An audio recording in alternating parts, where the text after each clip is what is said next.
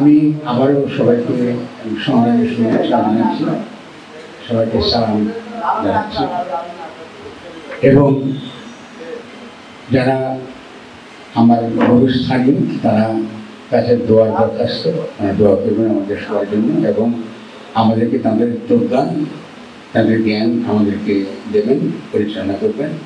আর আমি বিশেষভাবে ছুটে এসেছি যেহেতু আমরা অনেকগুলো বড় ধরনের সংকটের মুখোমুখি হয়েছি। তরুণরা যারা মাঠে আছে তারা এটা অভিজ্ঞতা তারা বোঝে, আমি জানি তারা বোঝে। ফলে আমি যখনই তাদেরকে দেখেছি তারা অনেককে আমার এবারের পরিচয় হচ্ছে, ঠিক না, দেখা হচ্ছে কিন্তু আন্তরিকতা হয়নি, কথা হয়েছে, আমি এসেছি। আমি কিন্তু কুষ্টিয়ারে 90% কুষ্টিয়ার, এখানে সময় কাটায় আমার এই জায়গাতে এখানে থাকি, কিন্তু খুব একটা আমরা গত এতটা বছর আমাদের কিন্তু আন্তরিকতাটা হয়নি। আমরা এই এলাকার মানুষের সঙ্গে ঘনিষ্ঠ হতে পারিনি। কেন? যে রাজনীতি ছিল আমাদের সমাজের মধ্যে, এই রাজনীতি মানুষকে বিভক্ত করে, একত্র করার জায়গা বিভক্ত করে, খণ্ড খণ্ড করে দেয়। যখন একটা সমাজ খণ্ড খণ্ড হয়ে যায়, এই সমাজকে বাইরের শক্তি খুব সহজে প্রভাবিত করতে পারে, শোষণ করতে পারে। এটা নীতি সহজ ব্যাপার। তো সর্বত্রই আমাদের দেখেছি এই ধরনের বিভক্ত আমরা রয়েছে। তো এবারও যখন এই পুরো আন্দোলনটা তরুণরা গ্রহণ করে, তার আগে যে তারা হঠাৎ করে এসছে, যারা ঢাকাতে যে তরুণরা, তারা কিন্তু হঠাৎ করে আসেনি। অনেকে ধারণা বোধ এই 20-21-23 বছরের ছেলে এরা আবার কি জানে। অনেকে দেখেছে ঢাকা শহরে, এরা কি করে, এরা কি জানে না, এরা খুব ভালো জানে। কারণ এদের প্রস্তুতি দীর্ঘ সময় ধরে হয়েছে, বিভিন্ন পাঠচক্রে হয়েছে, বিভিন্ন সময় তারা নিজেরা পাঠচক্র করেছে, আলাপ আলোচনা করেছে, তর্ক বিতর্ক করেছে এবং ধীরে ধীরে দেখবেন যে তাদেরই একটা নেতৃত্ব আমরা কিন্তু সামনে হাজির হয়েছে, চোখের সামনে। যখন হাজির হয়েছে তখন আমরা ওদেরকে চিনতে পারছি না। এটা আমাদের তো ছেলে আর সঙ্গে ঘুরে বেড়াচ্ছে, কদিন আগে চা খেতে হাঁটছি, এই কারণে করে এখন নাই দেখি বাংলাদেশের ইতিমধ্যে উপদেষ্টা হয়ে বসে আছে, 80 বাচ্চা ছেলে উপদেষ্টা হয়ে বসে আছে। আজকে যেমন করে কথা বলছি আপনাদের সঙ্গে, এই তেমনি করে এই ওদের সঙ্গে আমরা কথা বলেছি দিনের পর দিন, আমরা সকলে কথা বলেছি। এটা আমাদের লড়াই, এটা আমাদের সকলের লড়াই, আমাদের একা লড়াই না। এটা এমনকি বিএনপির লড়াই, ঠিক আছে। এমনকি যারা আওয়ামী লীগকে সত্যিকার অর্থে ভালোবাসে, তাদের ইতিহাস আছে, এটা তাদেরও লড়াই। আমরা তো ফ্যাসিজম চাইনি, চাষি কেউ আমাদের গুলি করুক, আমাদের বাচ্চাদের এরকম দিনের পর দিন গুম করে রাখবো, আয়না করে রাখবো, চিন্তা করেন আপনি। এসব তো আমরা চাইনি, এরকম রাষ্ট্র তো আমরা চাইনি, কিন্তু এটা ঘটে গেছে। এখন এই ধরনের রাষ্ট্র যখন ঘটে যায়, তখন সেই রাষ্ট্র টিকিয়ে রাখার জন্য আমাদের মধ্যে বিভক্তি তৈরি করে, কেউ ইসলামপন্থী, কেউ বামপন্থী, কেউ সেকুলার, কেউ আবার ইসলামী রাষ্ট্র চায়, কেউ গণতান্ত্রিক রাষ্ট্র চায়, কেউ বিএনপি চায়, কেউ জাতীয় পার্টি চায়। এই যে বিভক্তিটা হয়ে যাচ্ছে সমাজের মধ্যে, এই বিভক্তিটা কিন্তু রাষ্ট্র গঠনের জন্য, একটা রাষ্ট্র গড়ে তোলার জন্য মারাত্মক রকম বিপজ্জনক। এইটাই আমাদেরকে গহ্বরের মধ্যে, গহ্বরের তলায় ঢুকিয়ে দিয়েছে প্রথম থেকে। আজকে এই অভ্যুত্থানটা বিএনপির নেতৃত্বে হতে পারে। আমরা খুব ঘনিষ্ঠ ছিলাম, তারা যখন তাদের প্রস্তাব দিচ্ছে, আমরা কিন্তু সেই প্রস্তাবের দুর্বলতাগুলো বারবার তুলে ধরেছি, কিন্তু তারা শুনেনি। কারণ দলীয় আধিপত্য যখন আমি বিস্তার করতে চাই, রাষ্ট্রকে গঠন করতে যখন দেই না, তখন সমাজ বুঝতে পারে। তুমি তত্ত্বাবধায়ক সরকার চাইছো, ভালো কথা, তত্ত্বাবধায়ক সরকার চাই, নির্দলীয় নিরপেক্ষ তত্ত্বাবধায়ক সরকার চাই। আমি কিন্তু একটা সরকার গঠন করতে চাই, খুব ভালো। তো গিয়ে কি করবো? আমরা কালকে ক্ষমতায় বসিয়ে দিলাম, এখানে কেউ কি আছে যে বলতে পারবে বিএনপি কি করবে ক্ষমতায় নিয়ে, বা অন্যান্য দল? আমি কোনো বিএনপির বিরুদ্ধে বিশেষ কোনো রকম অভিযোগ নাই।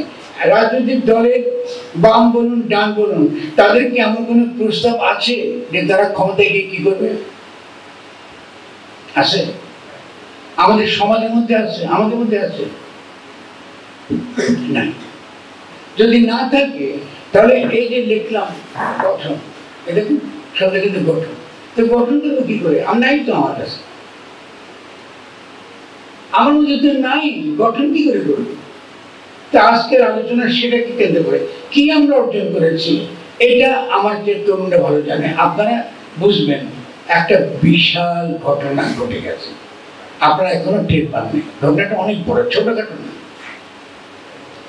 এটা ফরাসি বিপ্লবের চেয়ে বড় ঘটনা। ফরাসি বিপ্লবে ফরাসি দেশে ছোট শহর প্যারিস লড়াই হচ্ছে, ওই পুরনো চীনর্থী বন্ধুদের লড়াই। আর লড়াই করছে কার সঙ্গে? কাদের? সামন্ত শ্রেণী, রাজা রাজরা, ওরা সংখ্যা কম। ওদের বিরুদ্ধে যাদেরকে আমরা বলি নতুন ধনী শ্রেণী, যারা একটা গণতন্ত্রের মূল্যবোধ দ্বারা পরিচালিত, মানুষ স্বাধীন, মানুষ আর ফিডালিজম ওদের থাকবে না, এরা লড়াইটা করলো। অনেক সহজ লড়াই ছিল। সেই তুলনায় আমাদের তরুণরা যে ঘটনা ঘটিয়েছে, এটা পৃথিবীর ইতিহাসে স্বর্ণাক্ষরে লেখা যায়। সারা পৃথিবীতে আলোচিত হচ্ছে। ল্যাটিন আমেরিকায় যান, আমার বন্ধুরা বলছে কি করে ঘটনাটা ঘটালো, আমরা তো পারিনি।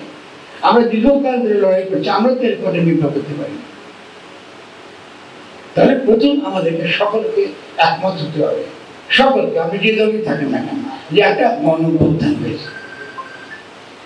এও করবেন না, যেটা হয়েছে ওটা বলবেন, বাস্তব কেমন যেটা হয়েছে এটা বলবেন।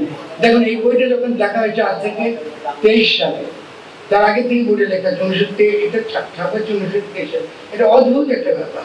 এটা যখন ছাপা হয়, এটা হলো 5ই অগাস্ট 2023 সাল। 5ই অগাস্ট 2023 সাল। আর গণঅভ্যুত্থান হয়েছে কবে? অদ্ভুত না? আচ্ছা, কেন এটা অদ্ভুত? আসলে অদ্ভুত না। সমাজে যদি চিন্তা এসে যায়, আপনি তাকে ঠেকাতে পারবেন। সমাজের মধ্যে, জনগণের মধ্যে যদি উপলব্ধিটা এসে যায়, টের পেয়ে যায়, কি করতে হবে? আপনি পৃথিবীর কোন শক্তি নেই তাকে কিন্তু থামাতে পারে। 71 72 পাকিস্তানে পেরেছিল, পারে নাই। এবারে কিন্তু শেখ হাসিনা পারে না। শেষ মুহূর্ত সে চেষ্টা করেছে, নির্দেশ দিয়েছে পুলিশকে গুলি চালাতে হবে, যত লক্ষ লোক মারা যায় মরুক। চালানো হয়েছে কি? হ্যাঁ হয়েছে। আমরা দিনের প্রত্যেকটা মুহূর্তে ঘন্টায় ঘন্টায় হিসেব জানি। হ্যাঁ, গুলি চালানো হয়েছে। তাহলে গুলি বন্ধ হলো কিভাবে? সৈনিকেরা গুলি বন্ধ করেছে। সৈনিক, সাধারণ সৈনিক বলে আমরা আমাদের ছেলেদেরকে গুলি চালাতে পারবো না। আজকে আপনারা দেখবেন যে সৈনিকদের তরফ থেকে একটা স্টেটমেন্ট, একটা বক্তব্য আছে, আপনার ইন্টারনেটে গেলে পাবেন। তারা বলতেছে আমরা এই দেশের সৈনিক, এবং সৈনিকের একটা মর্যাদা আছে, সে নিরস্ত্র লোকের উপর গুলি চালায় না, আমরা পারবো না।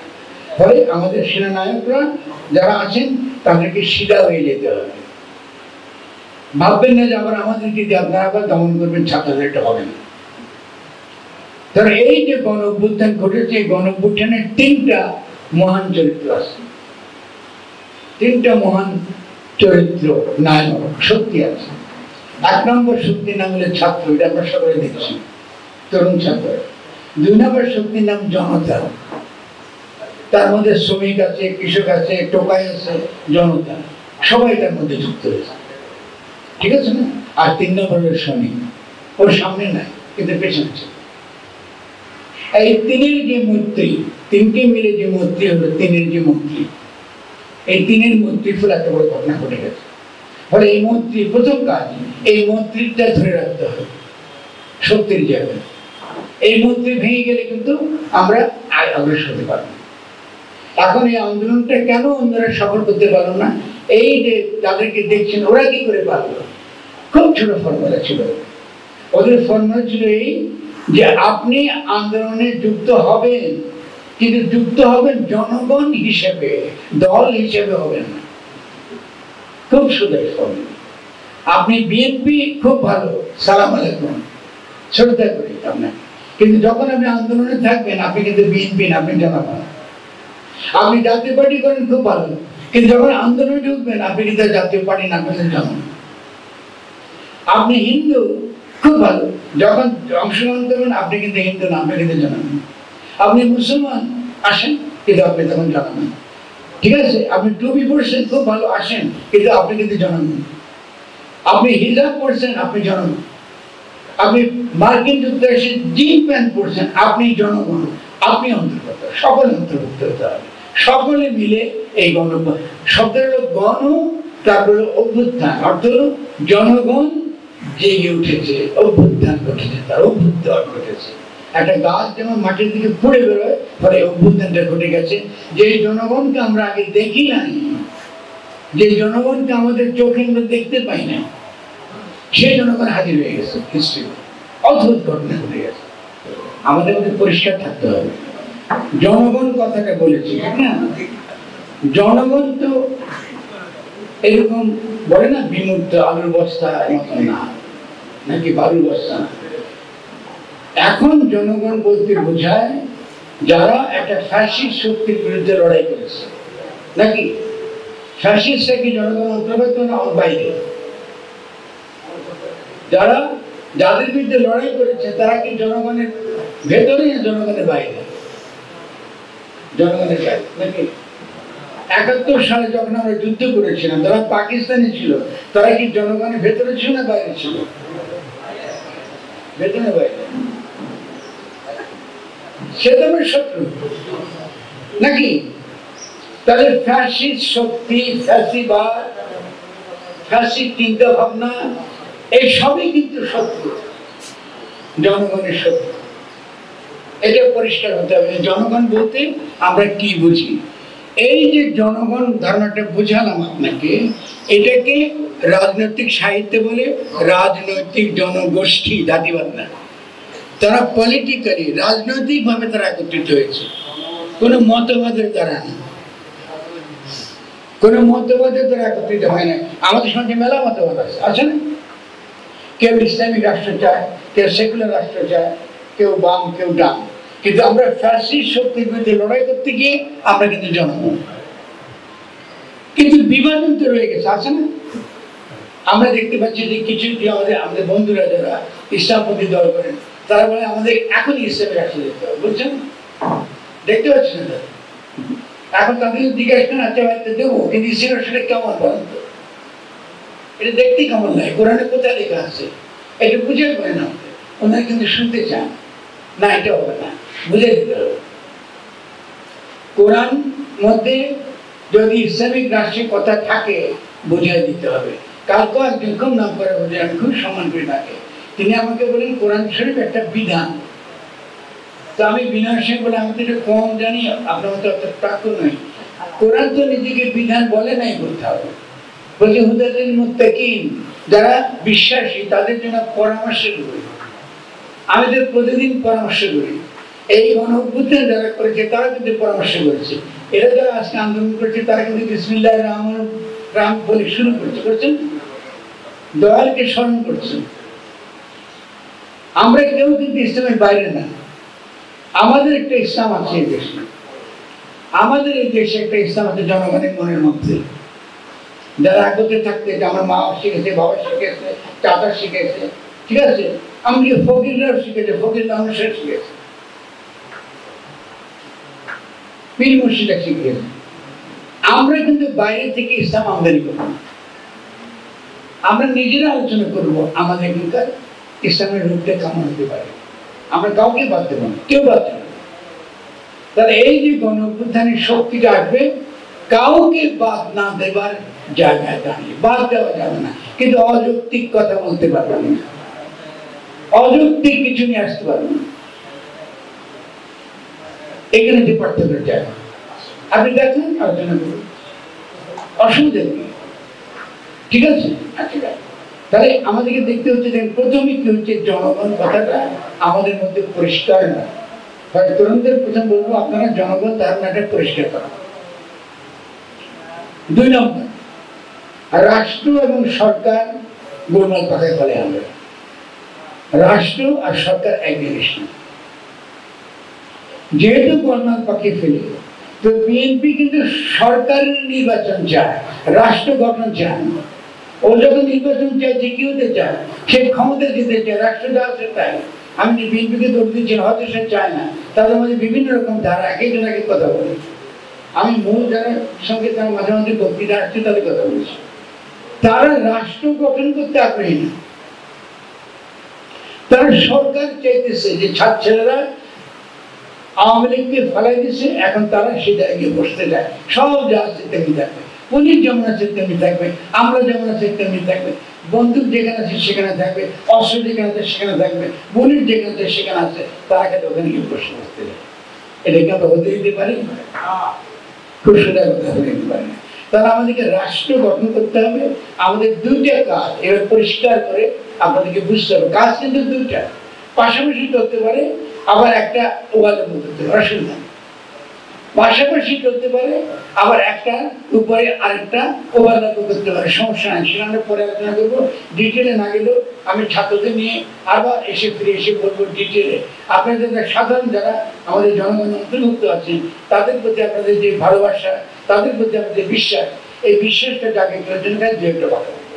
এই পার্থক্য মনে রাখবেন যে দুটো কাজ পাশাপাশি চলছে, একটা হচ্ছে রাষ্ট্র গঠন আর একটা হচ্ছে সরকার পরিচালনা। একটা সরকার আছে, এদেরকে আমরা কি বলি? উপদেষ্টা। উপদেষ্টা তারা মন্ত্রী হওয়ার কথা, কিন্তু উপদেষ্টা মন্ত্রী ছিল, ঠিক আছে না? ডক্টর ইউনূস প্রধানমন্ত্রী হওয়ার কথা, তাকে আমরা কি বলছি? চুপুর উপদেষ্টা মনে গেছি। আমরা এত গর্ব, এতগুলো জীবনের পরে আমরা চুপুর কাছে হাত রেখা তারা শপথ গ্রহণ করেছে। কি বলছেন? এই সংবিধান, শেখ হাসিনার ফ্যাসিস্ট সংবিধান তারা রক্ষা করবেন। তো এরা তো কেউ তো জানে আমাদের জনগণ,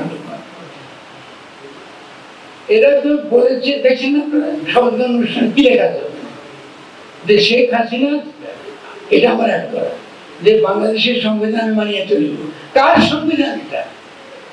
আপনারা লিখছেন এই সংবিধান, এটা শেখ হাসিনার ফ্যাসিস্ট সংবিধান, যে সংবিধানের অধীনে সে আমাদেরকে গুলি করেছে, মেরেছে। 17 বছরটা আমাদের বাংলাদেশে তারা ছিল, আমাদের অত্যাচার চালিয়েছে। তাহলে আমার কথা তারা শুনেছেন, বলতে শুনেছেন। প্রথম দিনই আমি বলেছি এই সরকার অবৈধ। এই অবৈধ বলে কিন্তু আমাদের জন্য, এই তরুণদের জন্য বিপদ বেড়ে গেছে। কি বিপদ? একদিকে গণ অভ্যুত্থানকে রক্ষা করতে হবে, যতটুকু পাইছি ততটুকু রক্ষা করতে হবে, এটা তো হারানো যাবে না। অবৈধ করে তো আমরা আবার শেখ হাসিনাকে ফিরে যেতে পারি না, আমাদের তো আগে যেতে হবে। তাহলে এটা বলে আমাদেরকে সমাধান দিতে হবে যে এই রাষ্ট্রের সমাধান কি করে হতে পারে। এই যে তার অবৈধ লিগাল, যে সে তার কোনো ভিত্তি নাই, এটাকে কি করে সমাধান করব। আর আরেকটা কি হলো, আমরা যা পাইছি এটাকে রক্ষা করতে হবে, যাতে ফ্যাসিস্ট শক্তি আবার ফিরে না আসতে পারে। কাজ কঠিন, এই তরুণরা সবসময় কি পারবে? আপনার সহায়তা না করলে পারবে না। তাহলে দুটো জিনিস হচ্ছে যে রাষ্ট্র গঠন এবং সরকার নির্বাচন। এখন রাষ্ট্র গঠনের কাজের ক্ষেত্রে আমরা এখানে ঠেকে গেলাম। রাষ্ট্র গঠনের কাজে ঠাকুর কেন?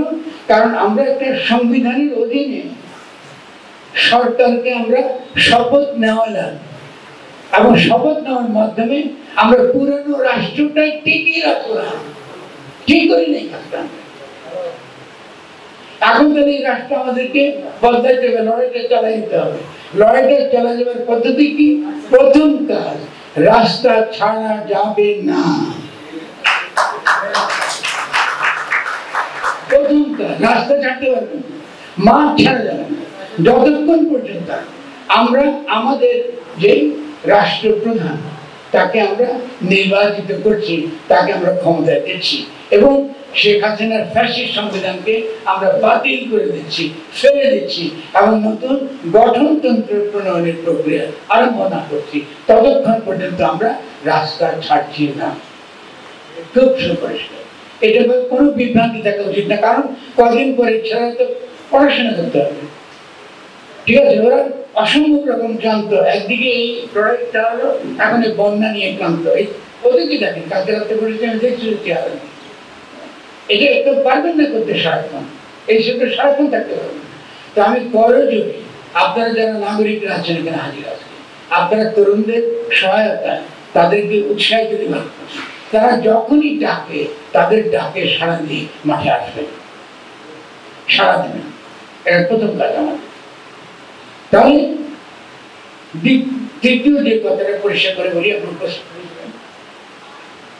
আমাদেরকে বোঝানো হচ্ছে গণ অভ্যুত্থানের পরে আমাদেরকে নাকি একটা সংবিধান লাগে, নাকি রাষ্ট্র চলে, সমাজ থেকে চলে। এটা কিন্তু ভুয়া, এটা ভুয়া।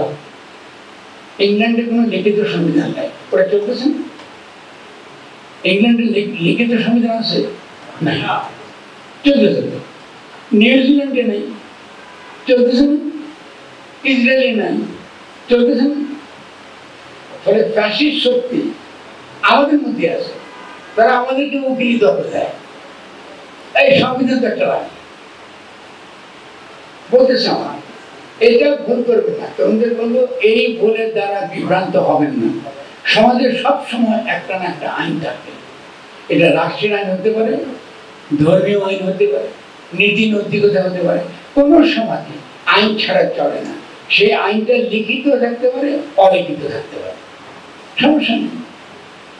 আপনি আইন না থাকেন মানে কি, তাকে একটা লোক খুন করে বলবেন, সমাজ করতে দেবে আপনি? তাহলে এই যে তত্ত্ব তারা দেয় যে আইন না থাকলে চলবে না, অতএব চুপ শাসনতন্ত্র মানতে হবে। সহ্য কথা, এটা বলতেছে আমার। এই বিভ্রান্তি থেকে কাটা করতে হবে না, দরকার না। চুপুকে লাথি মেরে বের করে পারলে এখনই বের করে দেওয়া। কিন্তু এইসব কিছু আমাদেরকে বলবেন না। এই জন্য এটাকে আমি বলি সাংবিধানিক প্রতিবিপ্লব। সংবিধানের নাম করে প্রতিবিপ্লবটা ঘটে গেছে। আপনারা ভাববেন না ঘটবে না, ঘটে গেছে। এখন তাদেরকে যখন জিজ্ঞেস করছি, যখন আমি বিভিন্ন সময় তর্কের মাধ্যমে বললাম, এই যে করছেন এখন এই সরকারকে বৈধ করবেন কেন? কারণ শেখ হাসিনা তো বলতেছে আমি প্রধানমন্ত্রী, বলতেছেন। শেখ হাসিনা তো বসে আছে দিল্লিতে, তাকে কোনো দেশ নিচ্ছে না। উনি বেলারুশে যেতে চাইছে, পরশুদিন শুনলাম বেলারুশে নিতে চান। তো আর এই তো খুনি, ওকে নিয়ে করবো রেখে আমি। ওদেরকে দেখানো হলো, ও গুলি করে লোক মারতেছে পুলিশরা। ওই ভিডিও আছে না আমাদের। তো কোন সভ্য দেশ ওকে নেবে? কোন সভ্য দেশ নেবে? ইন্ডিয়া বিপদে পড়ে গেছে। কি বিপদ? ইন্ডিয়া বলে ও তো আমাদের দীর্ঘদিনের দোস্ত ছিল, আমরা ইসলাম নির্মূল করবো বাংলাদেশকে ধর্ম নিরপেক্ষতার নামে। উনি ছিলেন আমাদের সেনাপতি। এখন ওদের আমরা কেমন ছাড়া দিই? আমরা টুপিওয়ালা মাদ্রাসার কোলাদের মারবো, পাঁচে সমাজে মারছি। ইসলামের কথা বললে পিঠা হতে হয়, জঙ্গি ধরে নিব। উনি একদিন আমাদেরকে সহযোগিতা করছে, বিজেপি হিন্দুত্ববাদীদের এই সহযোগিতা করছে যে বাংলাদেশে ইসলাম নির্মূল করবে। তার এখন উনাকে তিনি কেমনে করে তারা ছেড়ে দেয়, কিন্তু ইজি না। অজিত ডোভাল কি জয়শঙ্কর ভালো বিপদে পড়েছে।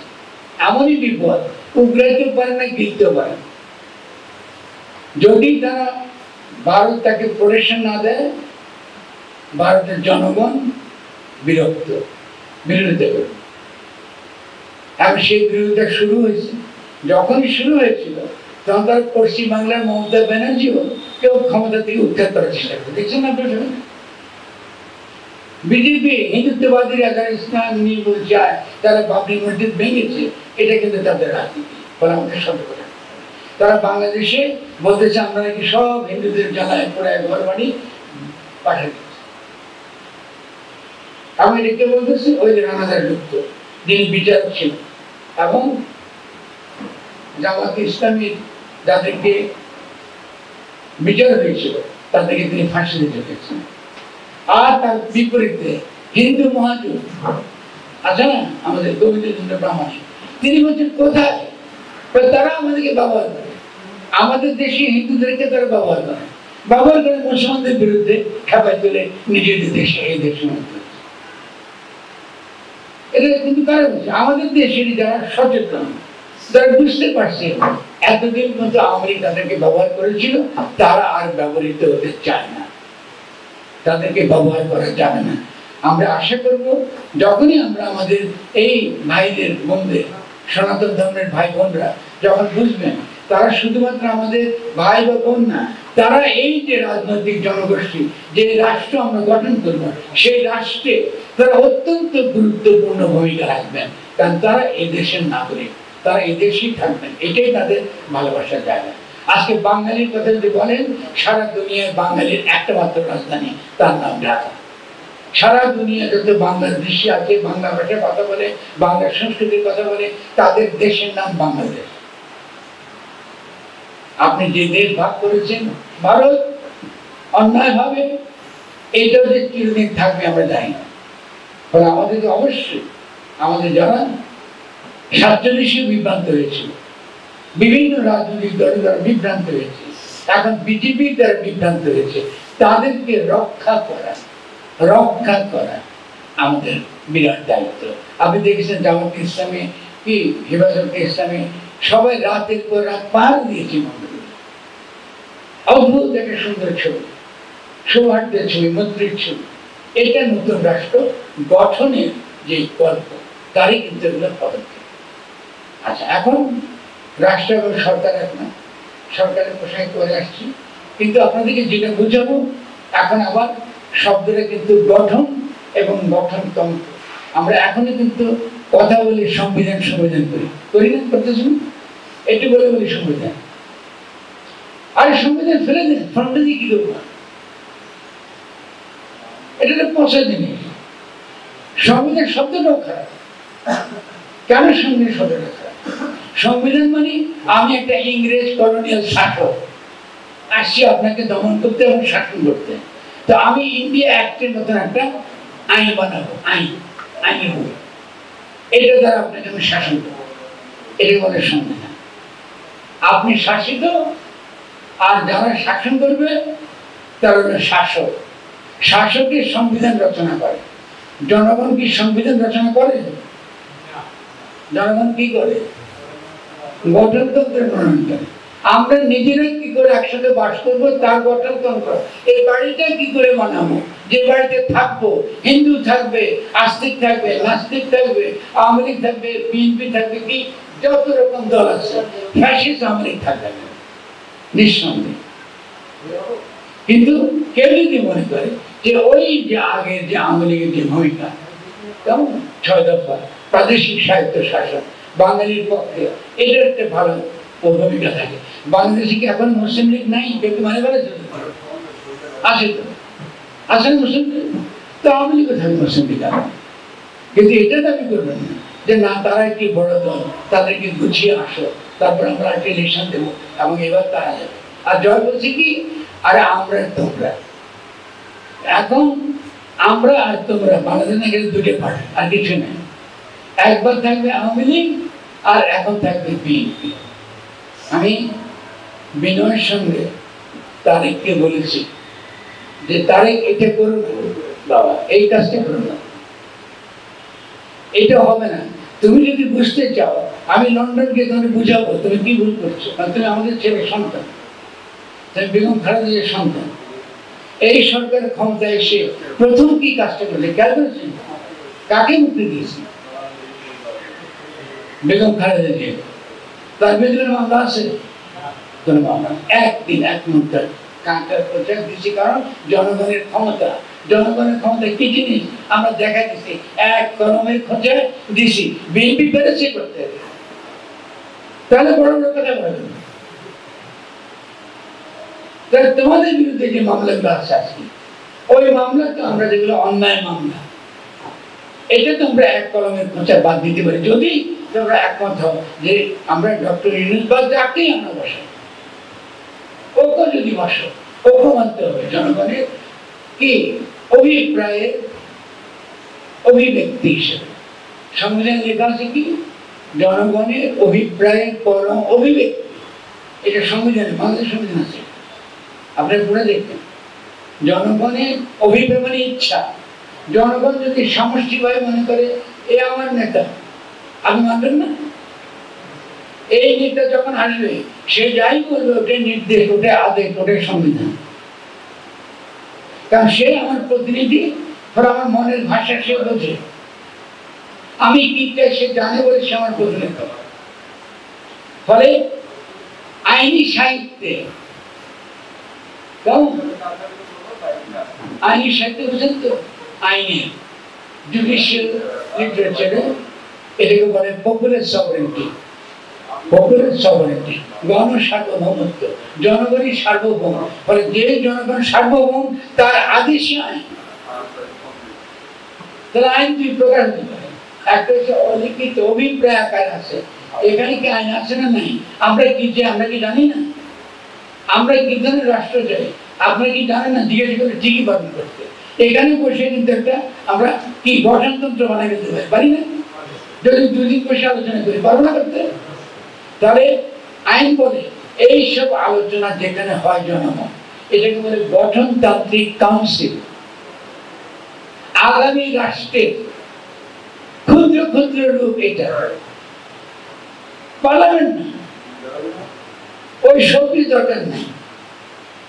এটা গাছতলে বসে বসে আমরা ওটা পার্লামেন্ট, ঠিক আছে না? গড়াই নদীর পাশে শ্মশানে বসে ওটাই পার্লামেন্ট, জনগণ যেখানে বসে ওটাই পার্লামেন্ট, ওটাই গঠনতন্ত্র সভা, ওটাই গণপরিষদ, ওখানে জনগণের সিদ্ধান্ত নেয়। ফলে রাষ্ট্র সম্পর্কে ভুয়া চিন্তা মাথা থেকে বাদ দেয়। রাষ্ট্র মানে বিল্ডিং না, রাষ্ট্র মানে জনগণ। রাষ্ট্র মানে বিল্ডিং না, রাষ্ট্র মানে বঙ্গবন্ধু, রাষ্ট্র মানে জনগণ। যে জন্য আপনারা যারা আমার লেখা পড়েছেন শুনেছেন, আমি প্রথম থেকে বলেছি যে ডক্টর ইউনূস এলে তাকে যেতে হবে আগে শহীদ মিনারে।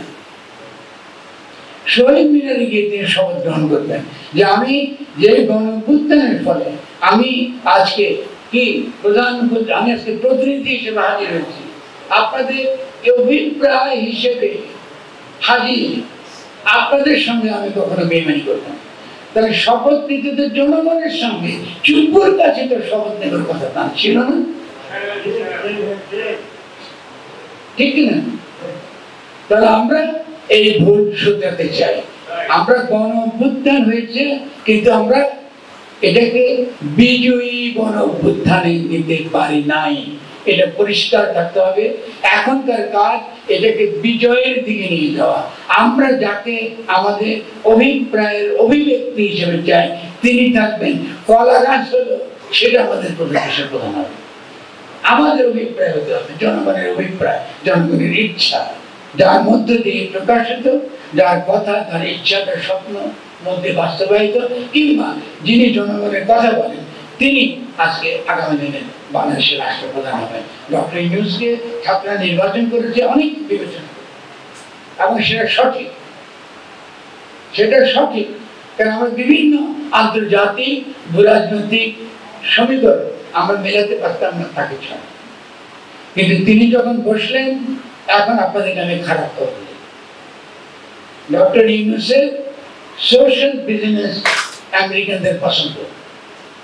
যারা পৃথিবীর শোষক শ্রেণী তারা তার সোশ্যাল বিজনেস পছন্দ করে, তার মাইক্রো ক্রেডিট পছন্দ করে, কিন্তু গণ অভ্যুত্থানের নেতা হিসেবে তাকে তারা পছন্দ করে না। এটা পরিষ্কার থাকে। ফলে আপনি কি দেখেছেন যে মার্কিন যুক্তরাষ্ট্র তাকে কোনো বিশাল অভিনন্দন জানিয়েছে? জানারও কথা না, তার নাকি মেলা বন্ধু মার্কিন যুক্তরাষ্ট্র। কথা বলেন আপনারা, দেয়নি। কোন পাশ্চাত্য দেশ আমাদেরকে অভিনন্দন জানিয়েছে? এত করে বন্যা গেল, আমরা কোনো সহায়তা পাইছি? তাই প্লিজ আমি বিনয়ের সঙ্গে বলবো, আপনারা সাবধান হয়ে যান। আমাদের কোনো মিত্র নাই আমরা ছাড়া, আমাদের কোনো মিত্র নাই আমরা ছাড়া। এই বাচ্চা বাচ্চা ছেলেরা আমাদের দ্বারা অনেকে, আমার সন্তানের মতো অনেকে নাতি বয়সে, এরা জীবন দিয়ে আমাদেরকে এই জায়গা আনছে। আপনারা তাদের পেছনে থাকবেন, তারা যদি ডাক দেয় তাদের কথা শুনবেন, এবং আমরা ঢাকায় যতটুকু পারি আমরা চেষ্টা করছি যে আমরা এই লড়াইকে সামনে এগিয়ে নিয়ে যাবো। তাহলে এটা বুঝতে হবে আমাদের কি কথা কেন।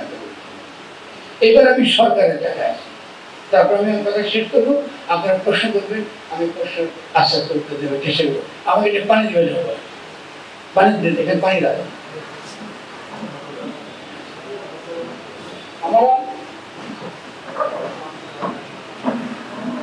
আমার কথা শুনতে কি অসুবিধা হচ্ছে, দরকার মনে হচ্ছে? আচ্ছা, তাহলে আমরা আলোচনা করবো খুব গুরুত্বপূর্ণ। প্রথম কথা হচ্ছে রাষ্ট্রের কথা। এতক্ষণ কি আলোচনা করলাম? রাষ্ট্র গঠনের সমস্যা। এবার আমরা সরকার নিয়ে আসতেছি। দেখেন, দুটো কিন্তু এক জিনিস। সরকারের ক্ষেত্রে তিনটে দিক অসম্ভব বিপজ্জনক। এই তিনটে সমস্যা অবিলম্বে সমাধান করতে হবে। ফলে আমার ভাইরা তরুণ নেতৃত্বরা আমার সঙ্গে বসছে, তাদেরকে আমি এটা একটা একটা করে বুঝিয়ে দিচ্ছি এটা কেন বিপদ।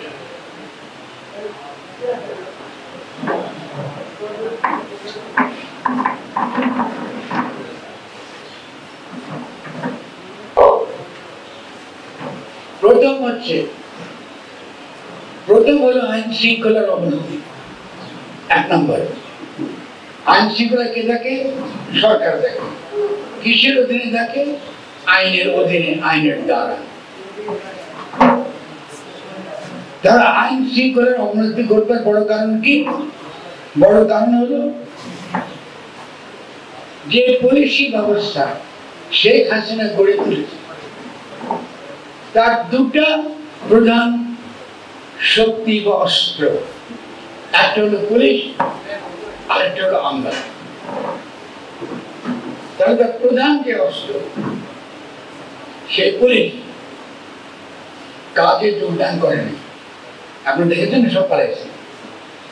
আইন অনুসারে তারা কিন্তু এতদিনে তাদেরকে পলাতক ঘোষণা করা উচিত ছিল এবং শাস্তি দেওয়া উচিত ছিল। পলাতক শাস্তি এবং গ্রেফতার করে আনা উচিত ছিল। তারা কাজে যোগদান করবে না, যে কেউ বুঝতে পারে। আমরা বলছি এরা কিন্তু কাজে আসবে না। কেন? আর ওরা তো লক্ষ লক্ষ কোটি টাকা কামাইছে, ফিরে আসবে কেন? পুলিশ লক্ষ লক্ষ কোটি টাকা কামাইছে, ও আবার আপনার সরকারের অধীনে পুলিশ কোন দুঃখী হবে না। পলাতক ঘোষণা করো, তার টাকা ধরো, তাকে মামলা দাও, সিধে হয়ে যাবে। কিন্তু এটা তারা করেনি। করেছে? করেনি। এবং বিভিন্ন জায়গায় থানাগুলা খালি পড়ে আছে। এখানে যাই না, খুশি অবস্থা আপনার ভালো করতে পারেন, ঠিক আছে? পুলিশ অধিকাংশ থানা কিন্তু খালি, এবং ভালো পুলিশ পাবেন না, যারা রিয়েলি পুলিশ পাবেন না। তাহলে আমরা কি করে এই মুহূর্তে আমাদের আইন শৃঙ্খলা রক্ষা করবো, এটা আমি ছাত্রদের ভাবতে বলবো। আমি এখানে বসে এটা ফর্মুলা দেবো না, দরকার আমরা আবার আসবো। আমরা ভাবছি আইন শৃঙ্খলা রক্ষা করাটা আমাদের সবচেয়ে প্রধান কাজ। এটা আলোচনা শুনেছেন, ওইদিকে কি বলতেছে, চাঁদাবাজি করতেছে, পদ দখল করতেছে, বিভিন্ন জমি দখল করতেছে। এটা বন্ধ করতে হবে। এটা বন্ধ করার ভালো পথ কি হতে পারে, এটা আপনারা নিজেরা আলোচনা করবেন নিজেদের মধ্যে, এবং অতি দ্রুত আমরা আশা করবো এই ব্যাপারে একটা ভালো একটা আমরা কৌশল আমরা গ্রহণ করতে পারবো। কিন্তু আইন শৃঙ্খলা রক্ষার দায়িত্ব আমাদের নাগরিকদের। এখন আমি আপনাদেরকে আরেকটা কথা বলবো, যেটা একদিকে সরকার পরিচালনার পদ্ধতি, অন্যদিকে রাষ্ট্র গঠন, দুটোই। এই যে পুলিশের যে আইন কানুন, এটা কি আমরা দিচ্ছি নাকি ইংরেজরা বানাইছে? ব্রিটিশ সময়। এই ব্যবস্থাকে আপনারা রাখতে চান না ফেলে দিতে চান? তাহলে আমাদের চিন্তা করেন আইন শৃঙ্খলা রক্ষার দায়িত্ব নাগরিকদের। আইন শৃঙ্খলা রক্ষার দায়িত্ব নাগরিকদের। কি করে নতুন পুলিশ ব্যবস্থা গড়ে তুলবো, এটা নিয়ে ভাবনা চিন্তা করেন। এটা দুইটা কাজ, একটা হচ্ছে প্রশাসনিক সংস্কার, অন্যদিকে রাষ্ট্রের সংস্কার। দুটো কাজ একসঙ্গে হয়ে যাবে। আজকে আমরা ইমিডিয়েটলি তার কোনো উত্তর আমরা দেব না, কারণ আমরা মনে করি আমরা গঠনমূলক ভাবে অগ্রসর হতে চাই, সকলের মতামতের ভিত্তিতে আমরা অগ্রসর হতে চাই। পুলিশের ট্রেনিং দেওয়া খুব সহজ কাজ। বহু দেশে তারা বলে কমিউনিটি পুলিশ, জনগণই নিজেরা পাহারা দেয়। যে লোকটা তাদের থানার অফিসার, তাকে জনগণ নির্বাচিত করে, কেউ ভালো, ও সবার শান্তি শৃঙ্খলা রক্ষা করতে পারে। সে প্রত্যেকটা পাড়ার চিনে, প্রত্যেকটা বাড়ির চিনে কার কি সমস্যা, কার কি অসুখ, কি কার কি বাড়ি ঠিক নাই, কার উপর কি অত্যাচার হচ্ছে সে জানে। তাই কমিউনিটি পুলিশ খুব গুরুত্বপূর্ণ একটা ধারণা। কিন্তু এগুলো আমরা চিন্তা করবো কোনটা আমাদের দেশের জন্য সবচেয়ে বেশি। কিন্তু কলোনিয়াল পুলিশ ব্যবস্থা আপনারা চান না, এটা তো বলে দিয়েছিলাম। এটা পরিষ্কার বলতে হবে, এটা চাই না আমরা। এবং তার সঙ্গে সঙ্গে সিপিআরসি, যে তথাকথিত পাকিস্তান ইংরেজ আমলের যে ক্রিমিনাল যে প্রসিডিউর, এগুলো আমরা কিন্তু চাই না। আমরা একটা স্বাধীন দেশে আমরা যে নিয়ম যে নীতি, এটা আমরা চাই। দেখছেন, তাহলে এই সবচেয়ে বড় একটা প্রবলেম হলো আইন শৃঙ্খলা। এটার সঙ্গে রাষ্ট্র গঠনের প্রশ্ন জড়িত, এর সঙ্গে সরকারি প্রশাসনিক সংস্কার জড়িত, দুটা। একটা রাষ্ট্র গঠনের প্রসঙ্গিত, আবার প্রশাসনিক সংস্কার মানে পুলিশের সংস্কার প্রসঙ্গ একটার সঙ্গে একটা কিন্তু জড়াজড়ি করে আছে। কাজটা কিন্তু অনেক বড়, অনেক ডিপ লেভেলে, আসলে কিন্তু সহজ কঠিন কিছু। এই প্রশাসনিক সংস্কারের মধ্যে অবশ্যই আমলারা আসবে। যত আমলা দেখছি সবগুলো আমলা শেখ হাসিনার দ্বারা সুবিধাভোগী। আপনি কম্বল বাঁচতে লোম বাঁচতে গেলে কম্বল উজাড় হয়ে যাবে, লোম বাঁচতে গেলে কম্বল উজাড় যাবে, পাচ্ছেন না। আমি অন্তত জানি আমরা অনেক খুঁজছি, অনেক বড় বড় আমাদের পক্ষে ভালো ভালো মানুষ খুঁজছি, পাচ্ছেন না। সবই কিন্তু কোনো না কোনো ভাবে ওই আমলা ব্যবস্থার মধ্যে ঢুকে বসে আছে। আমরা কি এই আমলা ব্যবস্থা চাইব, যেটাকে আমরা অ্যাডমিন বলি? আমরা শুনছেন শব্দ অ্যাডমিন, রাষ্ট্র চলা অ্যাডমিন। ওর চলাফেরা দেখতে ওরে বাবা এক একটা রাজার মতো মহারাজা। এবং এই যে তরুণরা খালি সরকারি চাকরি চায়, ওই অ্যাডমিনের লোভে টাকা কামানো যায় নাকি ভালো মেয়ে বিয়ে করা যায়, সহজ না কাজ। তাহলে রাষ্ট্রের আরেকটা দিক আছে যেখানে আমরা পদ্ধতি, আমরা ব্যবস্থা আমরা আমাদেরকে বাদ দিতে হবে। 3 নম্বরটা আরো জটিল, কিন্তু আমি বেশি আলোচনা করবো না, কয়েকটা পয়েন্ট দিয়ে আপনাদের প্রশ্ন নেব, কারণ প্রশ্ন আলোচনা আপনারা অনেক কিছু পরিষ্কার হবে।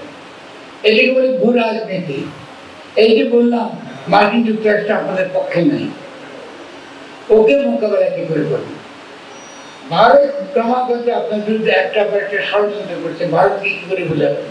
ভারতের জনগণ আর ভারতের যিনি ক্ষমতা, এটা তো এক না। তাহলে কি করে জনগণের কাছে কি আপনি পৌঁছবেন, তার কাছে আপনার বক্তব্য দিবেন, তাকে আপনার পক্ষে আনবেন, যাতে আপনার রাষ্ট্রটা স্থিতিশীল হয়? ঠিক আছে। এখন আওয়ামী লীগ আমরা বলতেছে তোমরা তো কাউকে পাবা না, এর কোন লোক না, এক কাজ করো তোমরা আবার গহর রেসবিকে নিয়ে আসো। আনবেন কেন? আপনি কি আসলে মনে করেন আপনার মধ্যে লোক নাই? অবশ্যই আছে। তাহলে পররাষ্ট্র বিষয় আলোচনা করতে পারে, সমাধান করতে পারে, এরকম দক্ষ লোক কি দেশে বিদেশে আমাদের নাই? অবশ্যই আছে, বহু আছে। তাহলে তাদেরকে যদি আমরা আজকে ঢুকাতে চাই, তাহলে এই যে এখনকার যে বিশেষ পরীক্ষার যে নিয়ম, এটা দ্বারা পারবো? পারবো। আমরা যদি খুব ভালো আমলা চাই আগামী দিনে, দক্ষ আমলা চাই, আমাদের ছেলে মেয়ে যেগুলা তৈরি হয়েছে আন্দোলনের মধ্যে দিয়ে, আমরা কি ওদের কাছে পাবো নাই? এই করা পারবো না, পাবো কিনা? তাহলে আমরা সব আমলাগুলোকে লাথি মেরে বের করে দেবো, জানবে দেখে আমরা পারিনি। কিন্তু আমরা তাও বলছি আমরা ঠিক আছে, তোমরা একটা শর্ট টার্ম বিশেষ পরীক্ষা নাও, তারা সকলে যাবে, ওদের মধ্যে যারা সবচেয়ে যোগ্যতম তাদেরকে সুযোগ দাও, অন জব ট্রেনিং দাও। অন জব একটা দুর্বল রাষ্ট্র সে দ্রুত বেগে তার কি তার সমস্ত প্রশাসনিক ব্যবস্থা সে পুনর্গঠন করবে, দ্রুত বেগে যেন সেটা পেতে পারে, তার জন্য শর্ট কোর্স দেওয়া হবে, যেন সে প্রতিযোগিতায় যেতে পারে। তাহলে আমাদের ছেলেদের মধ্যে কেউ বড় বড় নেতা হবে, আজকে আমার পাশে যারা বসে আছে ওরা হবে দেশের নেতা, কেউ হবে দেশ প্রশাসনের নেতা, কেউ হবে আইন শৃঙ্খলা রক্ষার নেতা, কেউ হবে বুদ্ধিজীবী, কেউ হবে জ্ঞানী, কেউ হবে অধ্যাপক।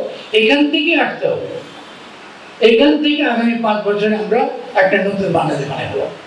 এই কাজের এই লড়াই এটা তো আপনারা চান কিনা? Very good. যদি চাই তাহলে আমাদেরকে এই ধরনের আলোচনা আমাদের আরো বারবার করতে হবে। আর এই যে আলোচনা এখানে করছি, এই যখন এটি করছি, এটাকে বলে গঠনতান্ত্রিক কাউন্সিল, দেশ গঠন করবার পরামর্শ সভা। আবার বলতেছে দেশ গঠন করবার বা রাষ্ট্র গঠন করবার পরামর্শ সভা, যেখানে জনগণ সরাসরি অংশগ্রহণ করে, ভোটের মাধ্যমে না, সরাসরি করে। বিএনপিকে আমাদের দিক থেকে, শুধু বিএনপি কেন, সবগুলো দলকে আমাদের একটা বিনয়ী প্রস্তাবনা, আপনার নির্বাচন যদি চান অসুবিধা নেই, কিন্তু কিসের নির্বাচন চান? সরকারি নির্বাচন নাকি গণপরিষদ নির্বাচন? গণপরিষদ নির্বাচন তো দেব, আসেন সরকারের নির্বাচন হবে পরে, আগে গঠনতন্ত্র, তারপরে সরকারের নির্বাচন। আমরা কি এখন খুব সহজ। তাহলে গণপরিষদ নির্বাচন, গঠনতন্ত্র প্রণয়ন করবো আমরা, গঠনতন্ত্রের জনগণ সম্মতি দেবে, তারপর সরকারের নির্বাচন। এই নির্বাচনে আপনি চাইলে যখন তখন গঠনতন্ত্রে বাধা নেন, এটা আমরা হতে দিচ্ছি না। তারপরে জনগণের দলিল, জনগণের দলিলে হাত দেওয়ার কোনো অধিকার আপনি দেবেন, ঠিক আছে তো? আর সেই জনগণের দলিল কোথা থেকে তৈরি হবে? এখান থেকে তৈরি হবে, এই জায়গা থেকে। এই ছোট ছোট মিটিং, বড় বড় মিটিং জনগণ থেকে হবে। টঙ্গল আছে না, আমরা কফি খেয়ে চা খাই, আড্ডা মারি না, ওখান থেকে হবে।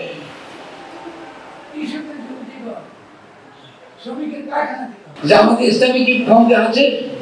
অবশ্যই আছে, জনগণ অন্তর্গত। এই যে দেখেন, তিনটা যদি দুর্বলতা থাকে, আপনার দল আর জনগণ ভাগ করতে থাকবে। দল বলতে আপনার মধ্যে, বলতে বিএনপির মধ্যে না, বিএনপি তো ওই ছুতাই নেবে। তা আমি তো বলেছি যখন একটা সভাতে যে বিএনপি ক্ষমতা আছে, আর কি ক্ষমতা চান? আপনারা কি আন্দোলন করেন নাই? যদি না করে থাকেন তার মানে আপনার আওয়ামী লীগ, আপনার মধ্যে শত্রু। আপনি যদি এই আন্দোলন করে থাকেন তাহলে আপনি ক্ষমতা, জনগণ তো ক্ষমতা, বাড়িতে কোন নেই। তাহলে আপত্তিটা কোথায়? আপত্তিটা ওই যে দল আর জনগণ, এই বিভাজন, দল আর জনগণ, এই বিভাজন আমরা হতে দেব না।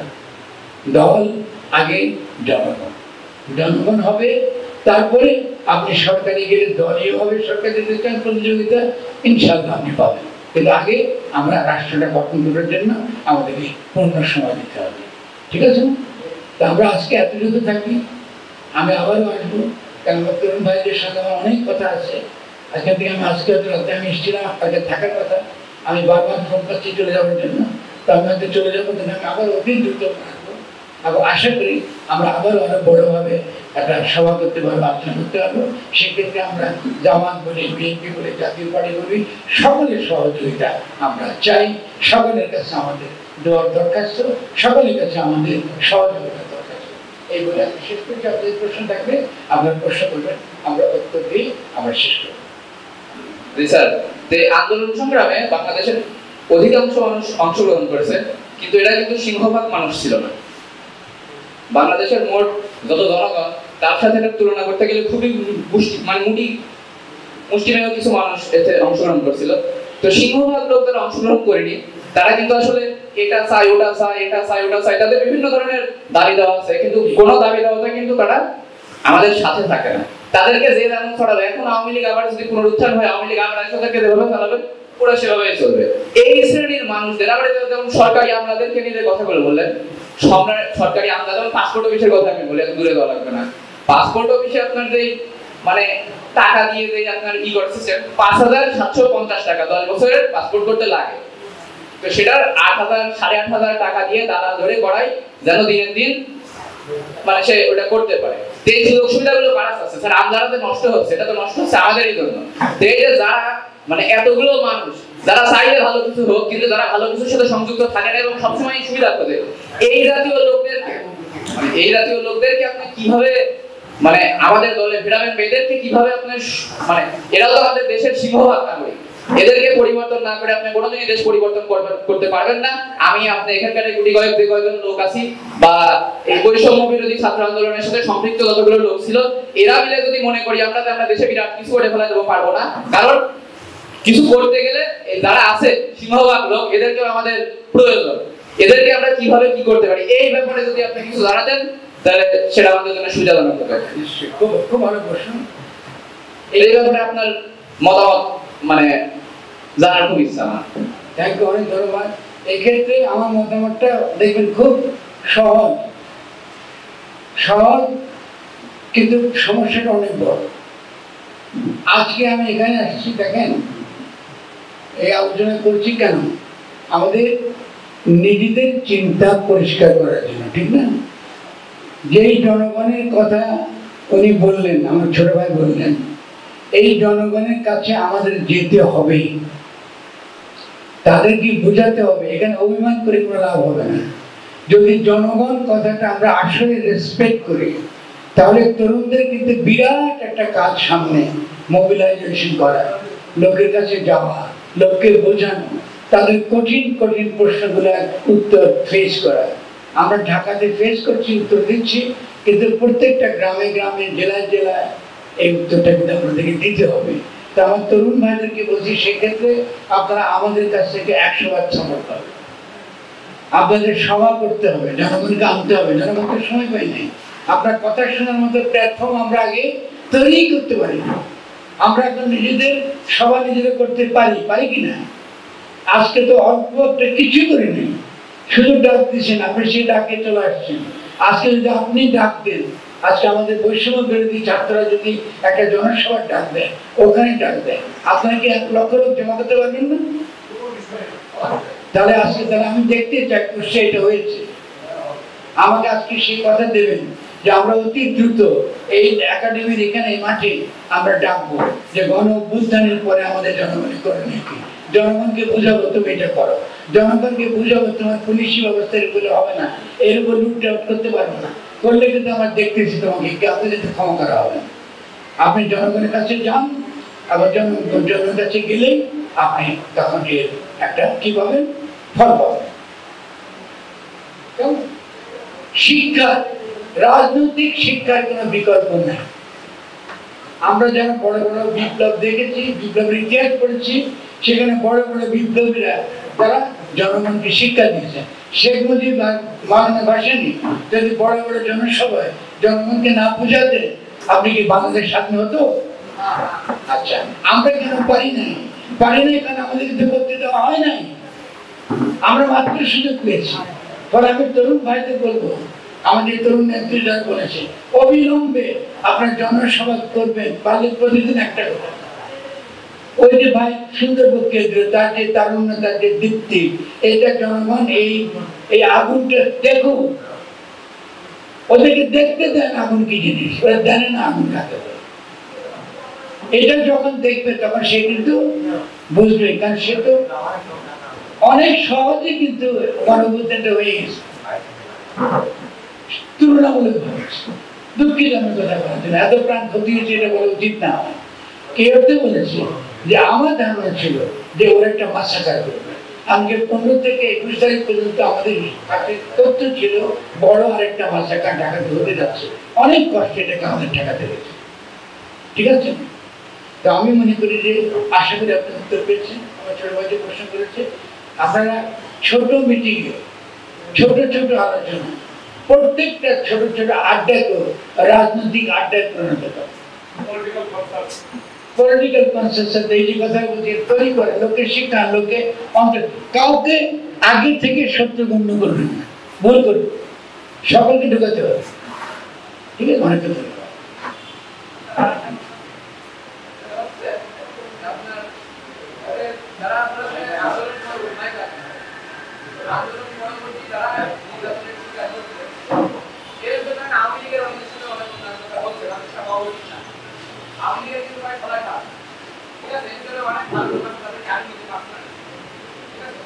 এদের সাথে অনেক অনেক হচ্ছে, আশেপাশে অনেক লোকজন দেখছে, আশেপাশে ঠিক আছে, দলবাদ করতে ঠিক আছে, দলবাদ করতে কারণ এই না টাকা নাই বলে কোনো সরকারটা কিছু করে না, বলে তো জনগণের জায়গায় একটা ভূমিকা রাখা দরকার।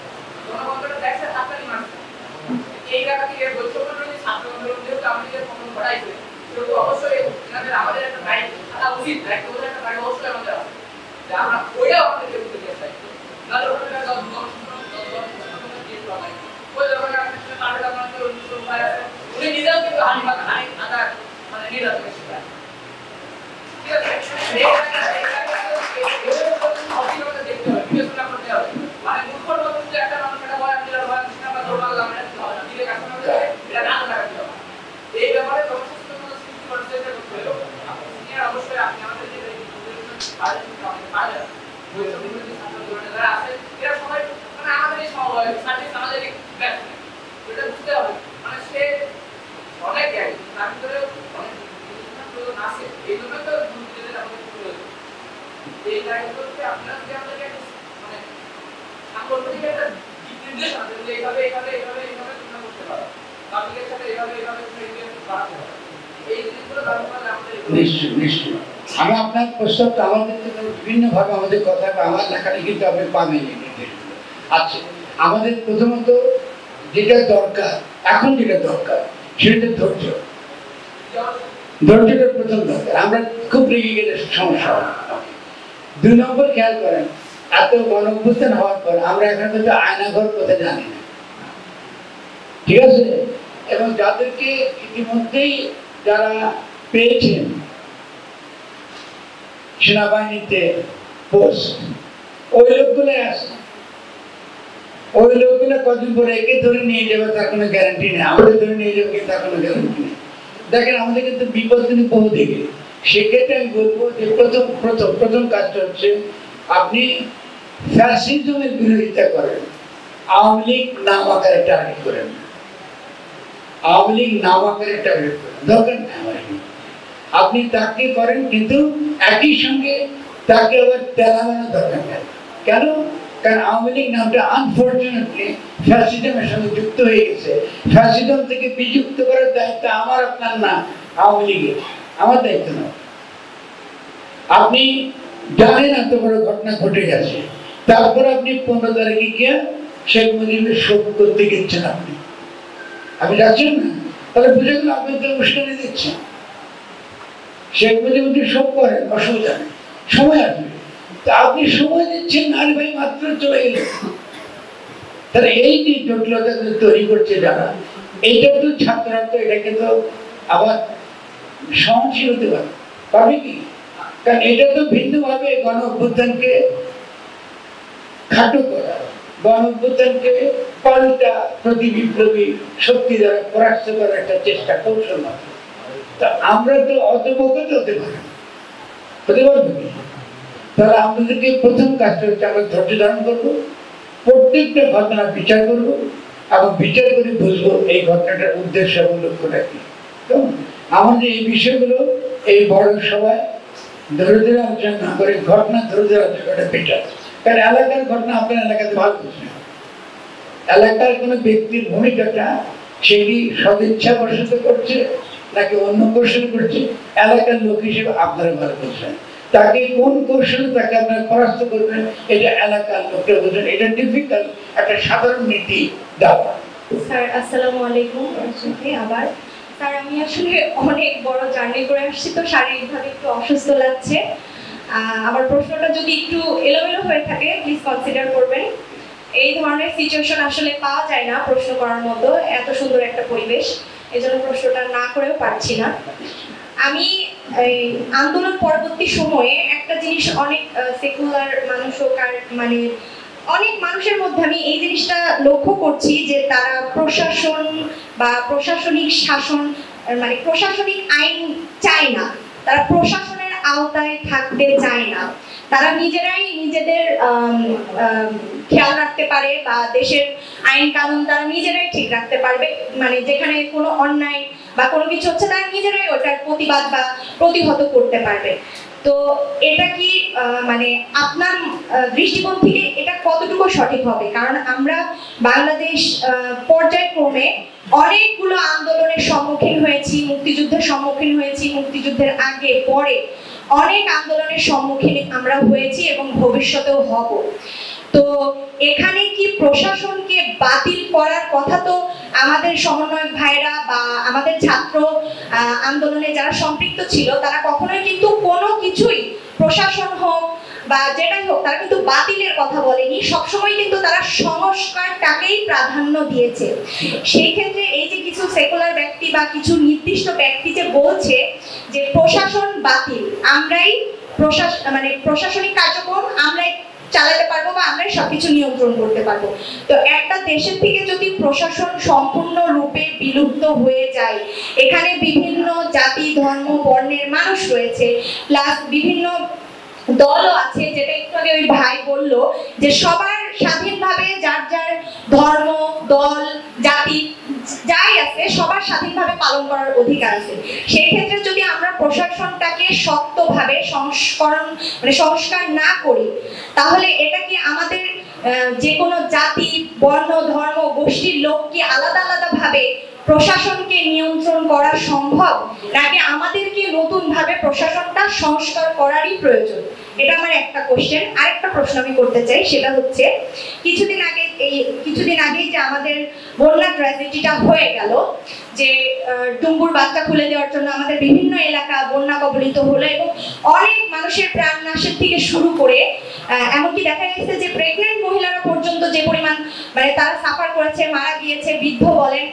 এই যে জানমালের ক্ষয়ক্ষতি, এটা যে ভারত মানে পানি চুক্তি, যে একটা নদী একটা দেশ থেকে আরেকটা দেশে প্রবাহিত হচ্ছে, অবশ্যই সেটার একটা বন্টন চুক্তি, নীতিমালা, পানি বন্টন চুক্তি আছে, কিন্তু তারা আন্তর্জাতিক চুক্তি, আমাদের দুই দেশের মাঝে যে সমঝোতা, সেটা ভেঙে যেভাবে মাঝরাতে বা যেভাবে আমাদেরকে না জানিয়ে পানিটা যে ছেড়ে দিল, আমাদের এত ক্ষয়ক্ষতি, আমাদের জানমালের ক্ষয়ক্ষতি, দেশের ক্ষয়ক্ষতি, সম্পদের ক্ষয়ক্ষতি, এই দায়ভার তারা নিচ্ছে না। কিন্তু কথা হচ্ছে যে আমরা বলছি যে না, আমরা ঠিক আছে যে বন্যার্তদের পাশে আমরা দাঁড়াবো এবং তাদের সহযোগিতা করব, আমাদের দেশ থেকে প্রচুর পরিমাণ সহযোগিতা এসেছে, সবই ঠিক আছে, কিন্তু আমরা কি প্রতি বছর শুধু আমাদের সম্পদ নিয়ে সহযোগিতার জন্যই কি দাঁড়িয়ে থাকবো, নাকি এই জিনিসটার জন্য আমরা মানে এই জিনিসটাকে রুখে দিতে আমরা কোনো ব্যবস্থা গ্রহণ করবো? সেটা আন্তর্জাতিক আদালতের মাধ্যমেই হোক আর নিজেরা যেটাই হোক, আমি জানি না, ছোট মানুষ, এটা আপনারা ভালো বলতে পারবেন। আমরা কি শুধু প্রতি বছর সম্পদের ক্ষয়ক্ষতির জন্য বসে থাকবো, অপেক্ষা করব, এবং ক্ষয়ক্ষতি পরবর্তীতে আমাদের নিজস্ব সম্পদ যেটা অন্য কাজে লাগতে পারতো, অন্য উন্নয়নের কাজে লাগতে পারতো, সেটা শুধু আমরা বন্যার মোকাবেলা এবং বন্যা পরবর্তীতে ক্ষয়ক্ষতি পোষাতেই কি সেই সম্পদ ব্যয় করে যাব? একটা দেশ যে প্রতিনিয়ত আমাদের দেশ থেকে সুবিধা নিয়ে আমাদের দেশের সম্পদ চুরি করে আমাদের দেশকে যে পঙ্গু করে দিল, তাকে শেল্টার দিয়ে এতগুলো আন্তর্জাতিক অপরাধ করার পরেও সে যে মাথা উঁচু করে ওই দেশে যে চুপচাপ বসে আছে এবং সেই দেশ থেকে আবার আমাদের জন্য পানি উপহার হিসেবে পাঠাচ্ছে, এই জন্য কি আমরা কোনো পদক্ষেপ এই বিষয়ে মানে তার বিরুদ্ধেই হোক, তার এই সহযোগিতা প্রদানকারী দেশ হোক, তাদের বিরুদ্ধে কি আমাদের কোনো পদক্ষেপ নেই? আমরা কি সারা জীবন এরকম নির্যাতিত হতেই থাকবো? হোক না হোক, তারা কিন্তু অনেকগুলো বছর আমাদেরকে এভাবে ডাইরেক্টলি হোক ইনডাইরেক্টলি হোক তারা কিন্তু আমাদের শোষণ নির্যাতন চালিয়ে যাচ্ছে। তো এই যে পরাশক্তি বিদেশি আমাদের যারা আমাদের বন্ধু রাষ্ট্র হিসেবে মানে পরিচয় দেয়, কিন্তু অ্যাকচুয়ালি কিন্তু তারা আমাদের বন্ধু রাষ্ট্রের মতো আমাদের কিন্তু কোন চুক্তি, একটি চুক্তিতেও কিন্তু আমাদেরকে তারা সুবিধা দেয়নি, বরং আমাদের কাছ থেকে উল্টা সুবিধা নিয়েছে, আমাদের দেশকে চিড়ে দুই খণ্ড করার চেষ্টা করেছে। তো সেই পরাশক্তির বিরুদ্ধে কি আমাদের কিছুই করণীয় না স্যার? আমার দুটো প্রশ্ন লং হয়ে গেল, ক্ষমা করবেন। নিশ্চয়ই না, প্রথমত আপনার প্রশ্ন খুব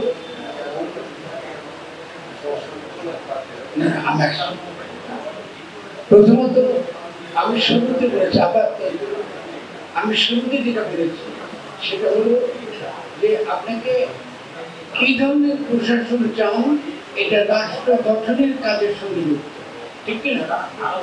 মানে আপনি ব্রিটিশ আমলের প্রশাসনিক ব্যবস্থা চান, নাকি আরো ডেমোক্রেটিক প্রশাসন চান, আরো গণতান্ত্রিক? আমাদের সংবিধানে লেখা আছে প্রশাসনের সকল স্তরে নির্বাচিত প্রতিনিধিদের দ্বারা পরিচালিত হবে, এটা আমাদের সংবিধানে লেখা আছে। তার মানে আমাদের নীতির মধ্যে এটা আছে, ৭২ সালে। তাহলে এটাকে আমরা রাখবো, নীতিটাকে আমরা সকলে গ্রহণ করি। যদি গ্রহণ করি তাহলে প্রশাসনের সর্বস্তরে জনগণের অংশগ্রহণ কি করে নিশ্চিত করবে, এটাতে নিয়ে আলোচনা করতে হবে, করতে হবে না? আচ্ছা, তাহলে আমরা আসি আরেকদিন বসি, ওটা নিয়ে আলোচনা করি। তাহলে আমাদের একটা একটা করে প্রবলেমকে আইডেন্টিফাই করতে হবে, সব করতে হবে। দ্বিতীয় ঠিক না, এটা আগে আসবে যে রাষ্ট্র গঠনের যে ধারণাটা, রাষ্ট্রটা বানাবো, সেখানে প্রশাসনের কোথায় থাকবে? এই কাঠামোর মধ্যে, ঠিক আছে?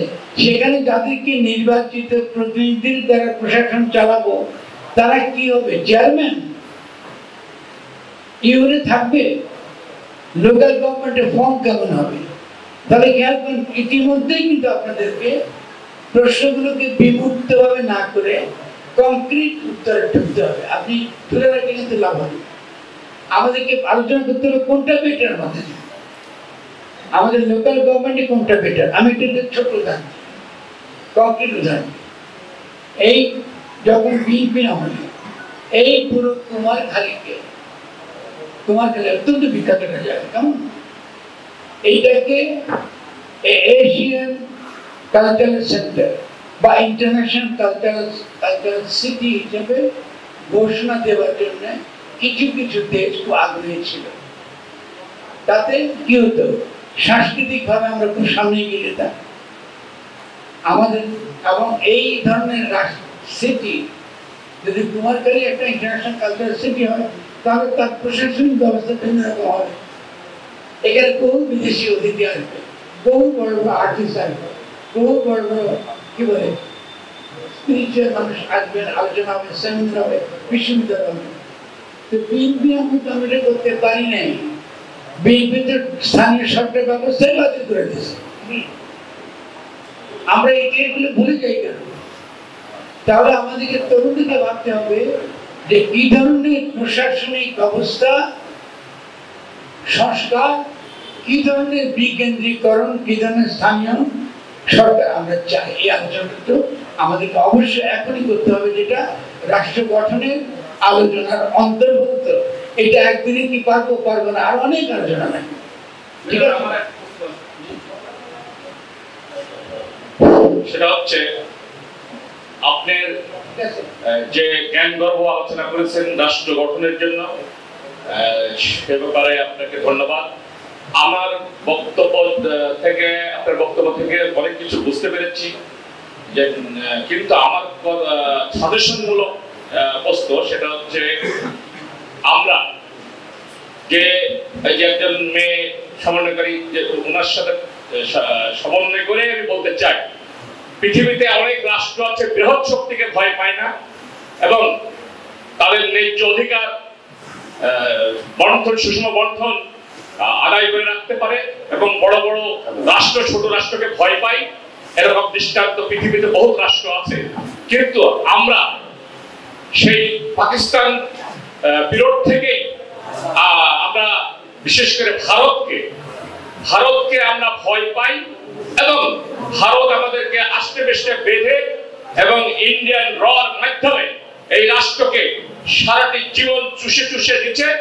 এর থেকে বেরিয়ে আসতে হলে আজকে যে ছাত্র সমাজ, আজকে যে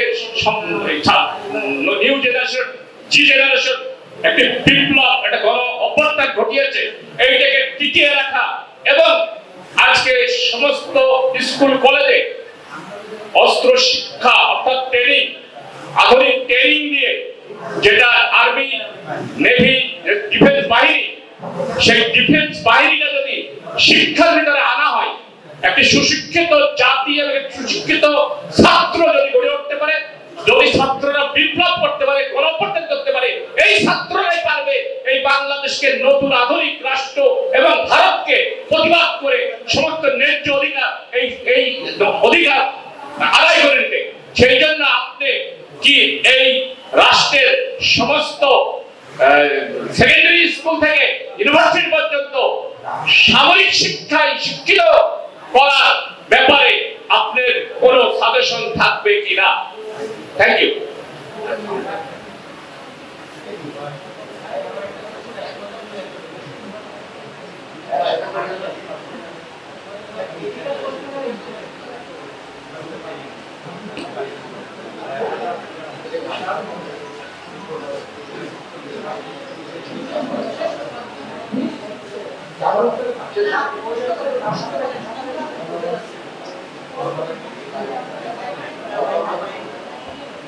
আসসালামু আলাইকুম। আমার কাছে একটা প্রশ্ন হচ্ছে, যেহেতু আমি ছাত্র আন্দোলনে ছিলাম একজন সমন্বয়ক হিসেবে, তো আমি বর্তমান সময়ে দেখছি যে আসলে আমাদের সমন্বয়ক যারা ছিলেন, বিশেষ করে আমার নিজের চোখে দেখা ইসলামী বিশ্ববিদ্যালয়ের দুজন সমন্বয়ক, তারা তাদের দায়িত্ব থেকে অব্যাহতি নিয়েছেন। পাবনা বিজ্ঞান ও প্রযুক্তি বিশ্ববিদ্যালয়ে 5 জন সমন্বয়ক সহ 19 জন সহ সমন্বয়ক অব্যাহতি নিয়েছে। তাদের দাবি হচ্ছে, তারা বলতেছে যে অন্যান্য সমন্বয়ক যারা ফ্রন্টে থেকে নেতৃত্ব দিচ্ছেন, তাদের নীতিগত সিদ্ধান্তের সাথে তারা একমত হতে পারছেন না এবং তারা মনে করছেন তারা তাদের ব্যক্তিত্ব এবং অর্থের কাছে নিজেকে বিকিয়ে দিচ্ছেন। তো এই ব্যাপারগুলো আমরা শুধু কুষ্টিয়া, পাবনা নয়, বাংলাদেশের অনেক জেলাতেই দেখতে পাচ্ছি। গাজীপুরে আমাদের যে সমন্বয় কমিটি রয়েছে সেখানে অনেক বিতর্ক সৃষ্টি হচ্ছে। তো এই ব্যাপারে আসলে আমার একটু, যেহেতু আপনাকে আজকে প্রথম দেখলাম, আপনার পরিচয়টা আমি ভালো করে জানি না, আপনি যদি কিছু বলতেন আমাদের কুষ্টিয়ার সমন্বয়কদের উদ্দেশ্যে, যে আমাদের যারা ফ্রন্টে থেকে নেতৃত্ব দিচ্ছে তাদের কি করা উচিত এই ব্যাপারগুলোতে। আচ্ছা, আপনার প্রশ্নটা আমাকে লিখে দিতে পারেন, আজকে আমি যদি বলে আমি উত্তর দেবো। প্রথম কথা হচ্ছে আপনাদের স্থানীয় সমন্বয়ের যে সমস্যা কংক্রিট, এটা তো আমি জানি না, ফলে এই ব্যাপারটা আমার পক্ষে উত্তর দেওয়া আসলে কঠিন, প্রথম কথা।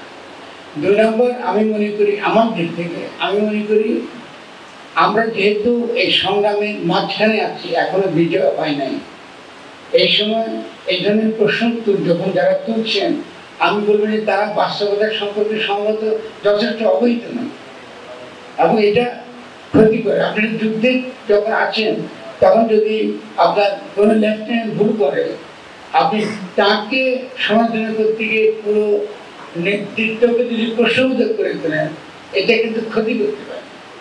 আর আমি বলবো বিনয়ের সঙ্গে যে আভ্যন্তরীণভাবে আলোচনাগুলো করা, পাবলিককে না করার চেয়ে ভেতরে আলোচনা করে সমাধান করা।